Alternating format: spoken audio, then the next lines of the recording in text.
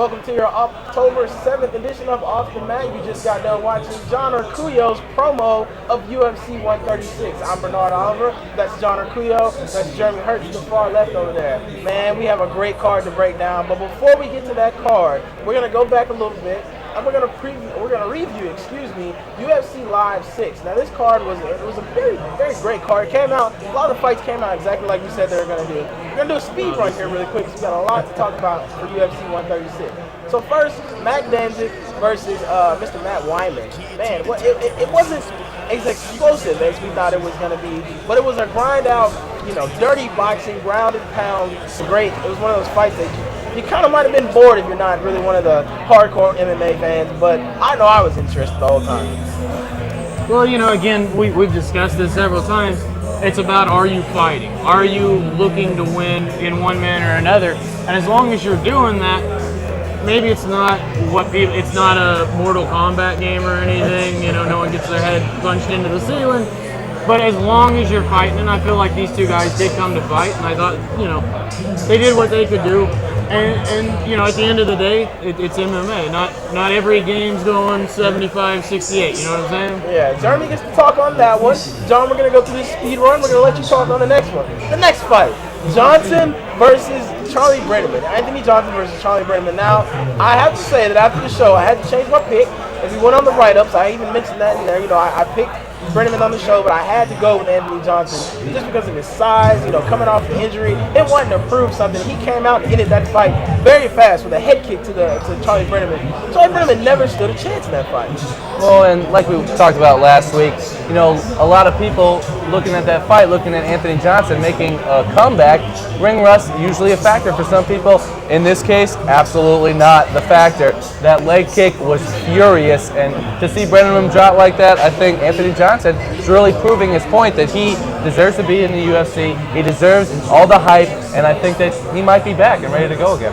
He definitely, Brenneman was a little angry after the fight. A couple people I was watching the fight with actually said, he could have maybe argued, a little bit the fight stoppage. No. Brenneman was ruled from the beginning of that match until he caught that foot at the end of the match. It was over. Anthony Johnson was the winner of that fight before the belly run. Moving on to the next fight, though, in the speed run that we're doing here. Mr. Pat Barry versus Stephen Struve. Now, just like I'm happy I picked Johnson on the last fight, I'm very angry. You can see how jovial Jeremy is over there. Struve came out and did exactly what Jeremy said he was going to do. Jeremy, why don't you go ahead and take that away? I told you wanted to say he was big for nothing, and he's not big for nothing. He's very talented. If Stephen Struve gets you on the ground, that's a lot of human being, He's got those long limbs. He's got a very rounded skill set. And again, I thought Barry might have a little bit trouble with the fact that he was basically fighting, his dad when you're an 8-year-old. That was basically the equivalent. Big win for Struve. Shows that he can fight intelligently. He's got to build from this and continue to do so. Yeah, as soon as I say that, he's big for nothing. He comes out and he keeps his link the whole fight. He keeps Barry away from the whole fight. Barry got inside a couple of times, got a couple combos, but for the most part, Struve kept him at his length, which is exactly what I said he wasn't going to do. And he goes out and does it. I think it's because Jeremy picked him, and I kind of went after a guy. They decide they want to show up. And just like Jeremy and I talked about last week, he finally got away from trying to stand up and prove some point that he's a striker. Go with your strength, get to the ground, use your submission skills, and that's exactly what he did. You saw Pat Barry tried to ping him up in some kind of, WWE fashion, slam him on the ground. Ineffective. You're talking about when he got that armbar? That triangle locked in. Yeah. I mean, he did pick him up. He did. He slammed him, but it wasn't enough. Strength doesn't always outmatch skill. Exactly. All right, moving into the last fight. Spend a little bit more time on this one. We're all going to go on this one. Demetrius Johnson versus Mr. Cruz, Mr. Dominic Cruz, man, the Dominator, represented by Paul Wall in the crowd. Did y'all see that? I think they designed his walkout shirt. Paul Wall's in the famous Stars and Straps. But anyway, it was a great fight. I really was impressed by Johnson, even though he lost. I was very impressed with Johnson. There's no questioning that Johnson, he's a very rounded fighter. He's a skilled fighter and an exceptional athlete. He's very explosive. Again, Dominic Cruz at the end of the day is still Dominic Cruz. He still presents a very unique challenge because of the way that he strikes and because of the way that he finds the advantage. And once he finds it, he makes you uncomfortable, and he takes advantage of that to the match. John, what's next for Dominic Cruz? Right now, it's just a test. I think we see with Tough, they're trying to amp up those divisions, bantamweight to featherweight division. And right now, Dominic Cruz is kind of in a class of his own. One of these top 10 pound-for-pound best guys. Absolutely. With his ability to strike from any direction, so unorthodox, such speed and strength. Not a great finisher, but always kills on point cards, gets a lot of decisions, and I think right now he's at the top of the class, really kind of looking down at the rest of the competition. He's similar to a GSP or a John Bones Jones in that you kind of look at him and you go, okay, what's the angle? How do you get in there? That's what Dominic Cruz is.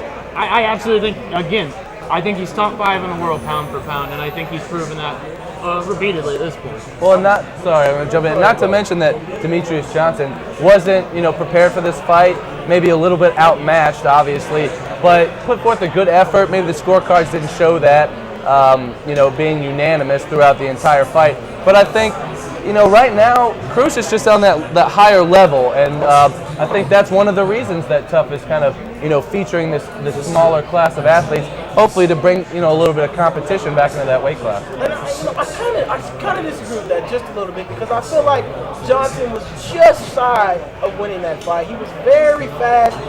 He had the stamina. Definitely had the stamina. Like he might have had a little bit more than Cruz, which is very weird because you see Cruz outlasting everybody else. But like the fight went, all the fights basically went like either two of us had or somebody up here had the fights right. And I'm very proud of that, really. I mean, we all picked the fights and they went exactly like they were gonna say. Even Brett Rory, who isn't up here with us right now, but he had picks online and he was the only one that actually went perfect. Guessed every match the way it would go. Did any of us only miss one? I'm pretty sure that was you, Jeremy. You trying to slide it in there? Make sure. Credit where credit's due, I see. That's going to wrap it up for UFC Live 6, guys. When we come back from the break, we're going to jump right into UFC 136. We're talking about these two guys behind us and the rest of that beautiful card that's coming out right after this. Welcome back to Off the Mat. I'm Bernard Oliver. That's John Arcuyo. That's Jeremy Hurt. We're going to jump right into this UFC 136 card. Now, guys, we only have 30 minutes on this show. We can't exactly break down all the fights as we would like to. So really quickly, we're going to go through Leonard Garcia and Nam Pham. Who you got, Jeremy? Garcia. I'm going to go ahead and disagree with Pham. I got to take Leonard Garcia on now. I like Leonard Garcia. He's a very good guy coming off that loss, that prank by the zombie. I'm going to take Leonard Garcia now. We're going to move forward to a fight that we definitely want to talk about. Melvin Guillard versus Joe Lauzon. Now, Melvin Guillard is a guy that Jeremy likes to have a bro crush on. I don't know what that means. So I'm going to stay in between on that. I don't know. I really think he has a man crush on Joe Lauzon, though.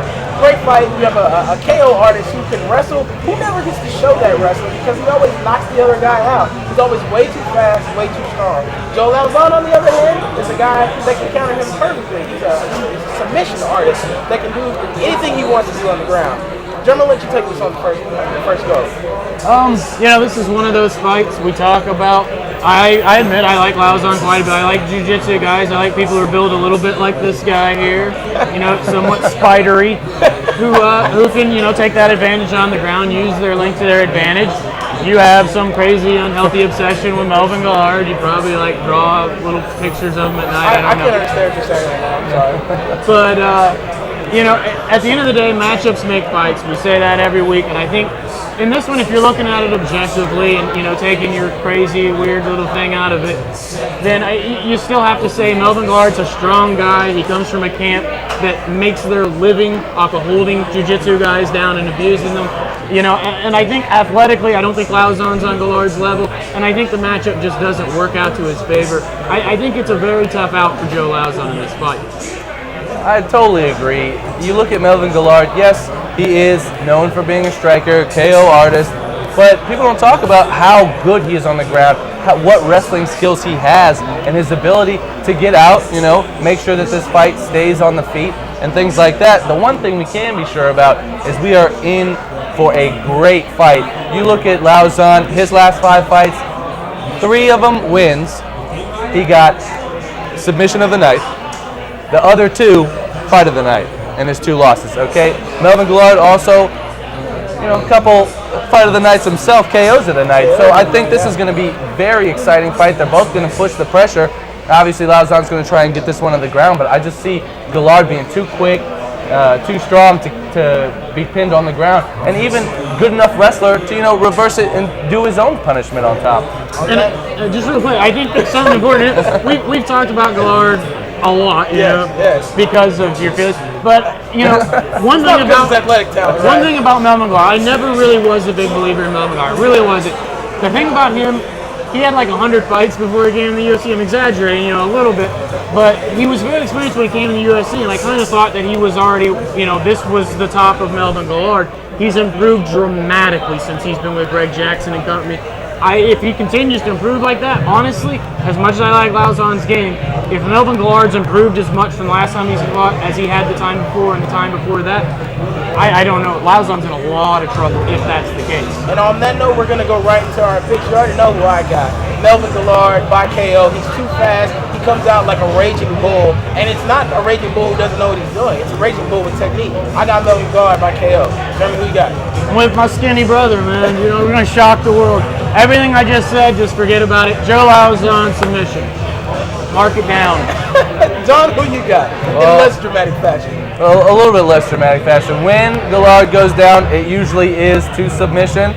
I think Lauzon's got a great chance against him, but I'm going to have to go with the guy who's off of 5 straight wins. I'm going to have to pick Melvin Guillard.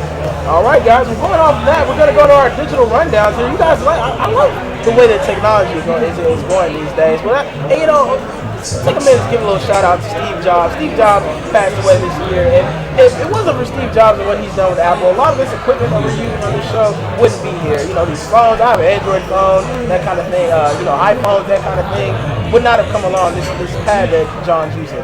Just want to give a little shout out. Tablet. Excuse me. For those tech-savvy people out there.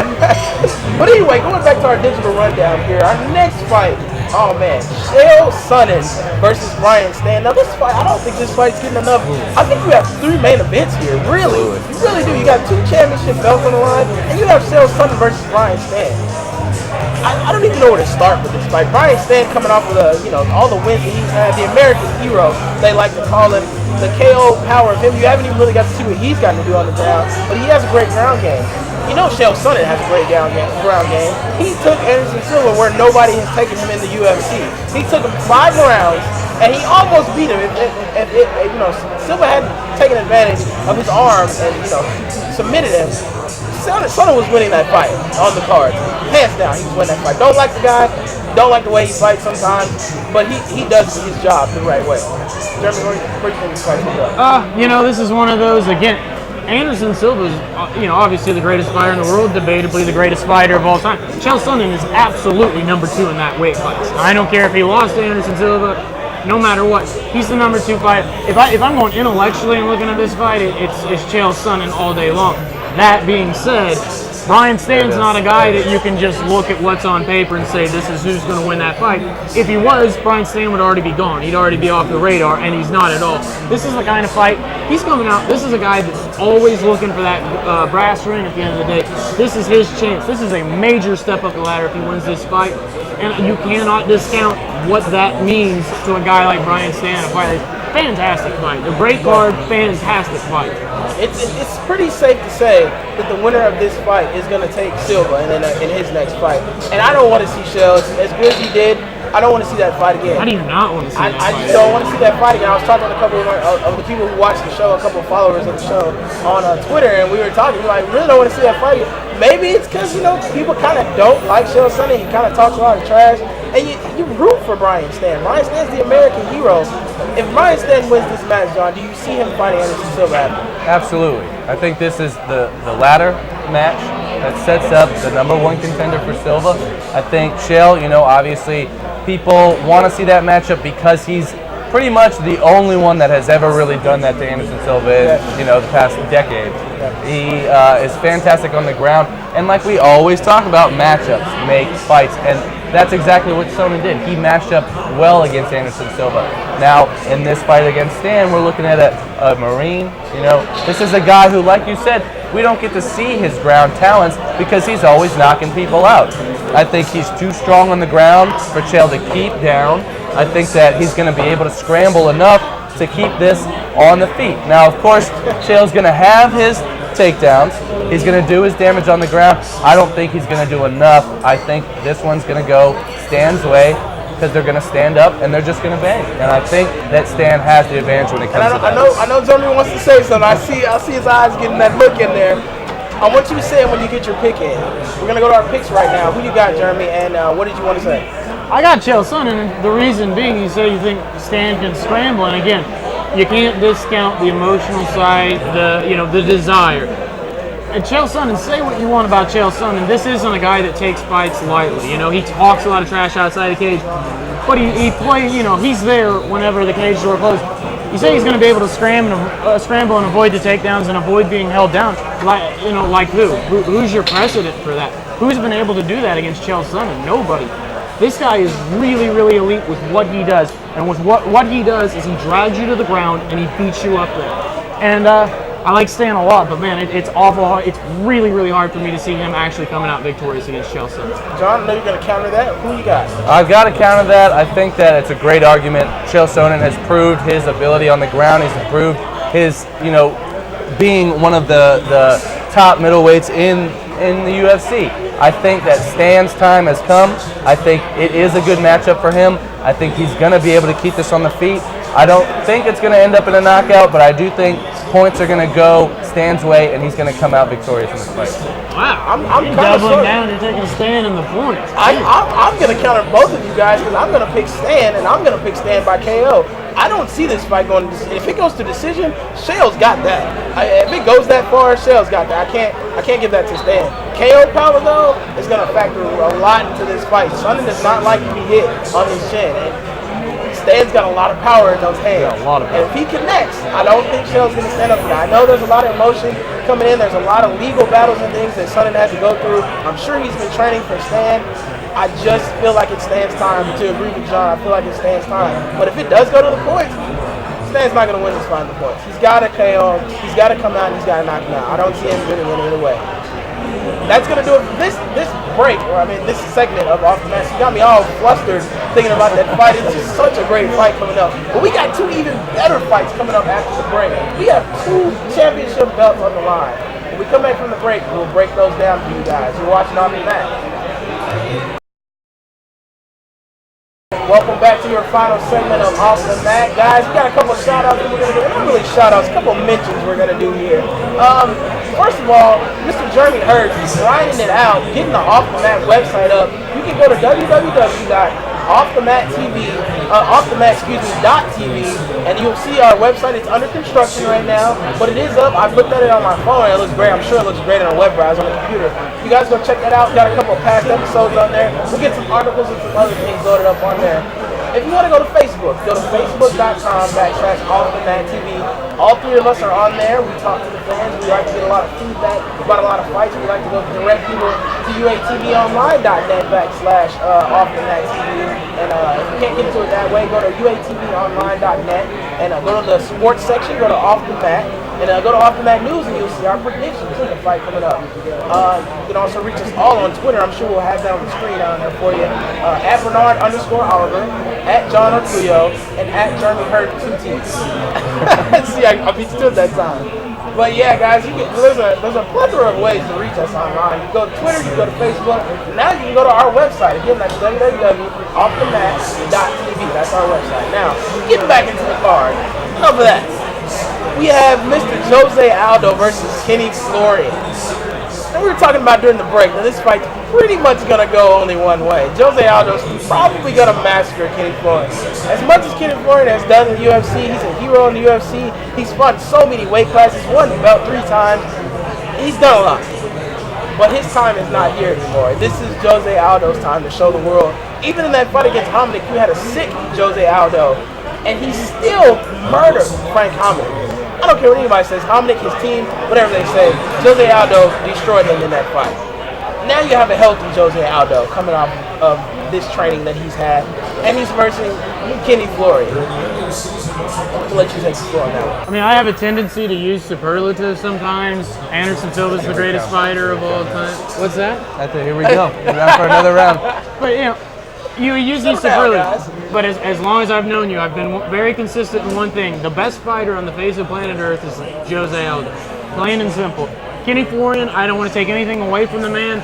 I mean, the guy started out at 185. He's really a legend in a sport, the age that our sport is. But when you look at it, Jose Aldo's not Sean Sherk. You know what I mean? Yes, exactly. He's not a mid-30s BJ Penn.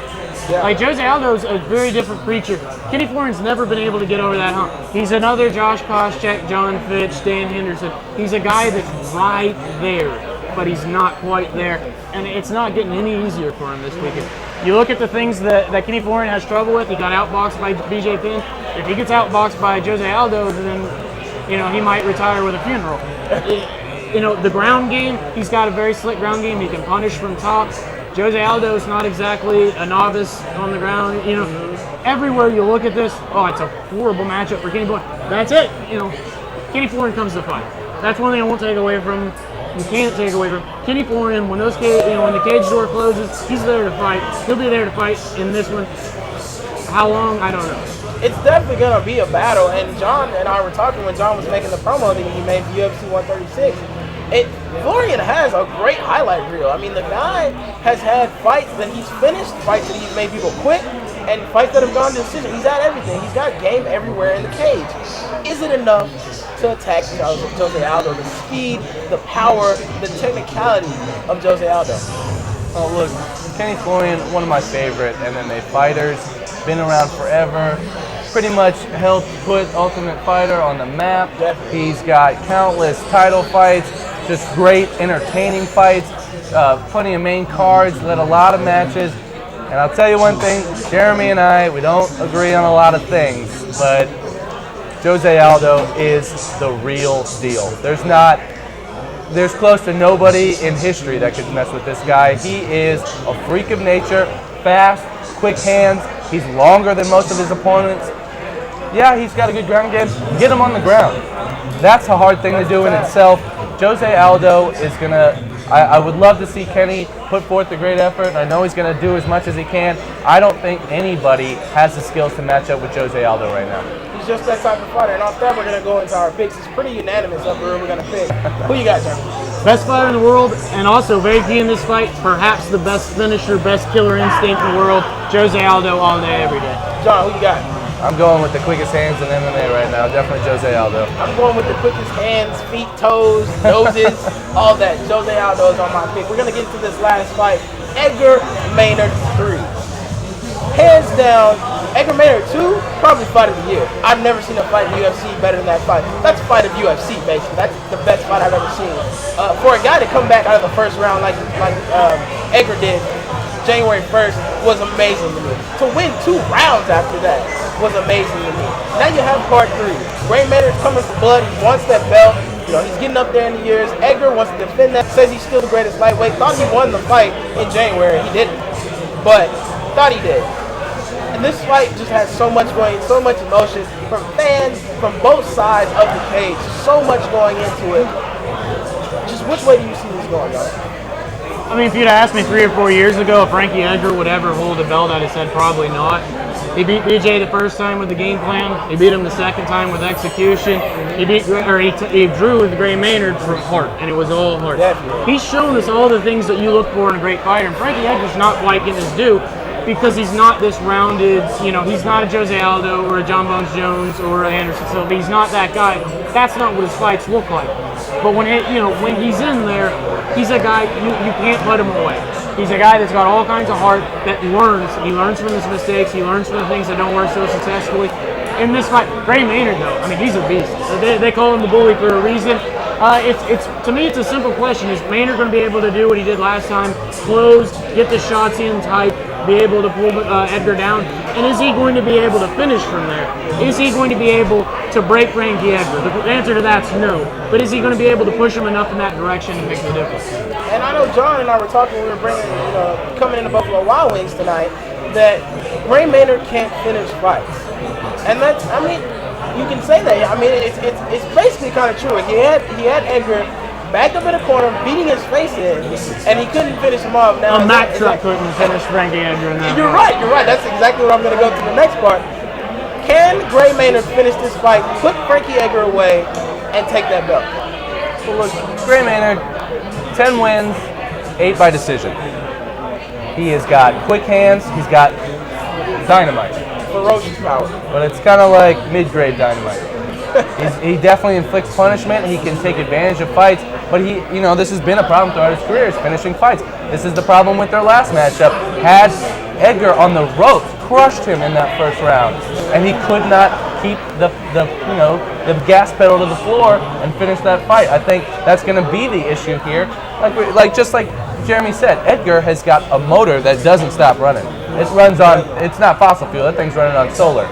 He is a fantastic guy who he's going to keep the pressure on even if he's getting, bullied and Maynard taking control of the fight. That's the decision that we're going to have to make here. It's very tough decision. I don't know if Maynard is ticked off enough with this draw and wants to keep it up, or if Edgar, he's got something to prove. Only blemish on his record, Gray Maynard. Gray Maynard, exactly. Then we're going to go right into our picks, running low on time here, guys. Jeremy, who you got up there in the far left? Maynard's too much. He's the better fighter. My head says it's him all the way. I'll go with Frankie Edgar because I'm not picking against that guy until he loses. Frankie Edgar. Don, who you got? All right, I'm gonna have to go against Jeremy here. Let's keep it exciting. I want to go with Gray Maynard. He's gonna keep that undefeated against Edgar record intact. I gotta go with Gray Maynard, man. He's been one of my favorite fighters since I saw one of his first fights in the UFC. He's been one of my favorite guys. I gotta go with him. Edgar does have a lot of heart. He has unmatched heart. I think maybe him and Diego Sanchez would have to fight it out for who has the most heart, and Frankie Edgar would win that. I have to go Gray Maynard though. Lower back tattoo and all. Sorry, Gray. Gotta throw it out there. Shout out to Mike Tyson. But I gotta go with Gray Maynard. He like you said, he has dynamite in his hands. I compare him more to C4 in his hands. And Frankie Edgar just had a lot. He had a big chin, and he had a lot of heart. Gotta go with Gray Maynard.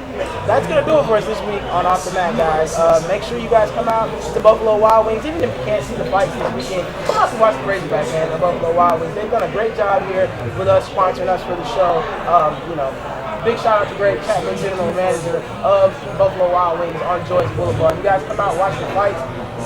For John or Kuyo, I can't even get my names out. I shaved so you wouldn't have that problem. Yeah, I don't recognize you. For Jeremy Hurt and John Arcuyo, I'm Bernard Oliver. This has been Off the Mat. Until next time, we'll see you at the fight.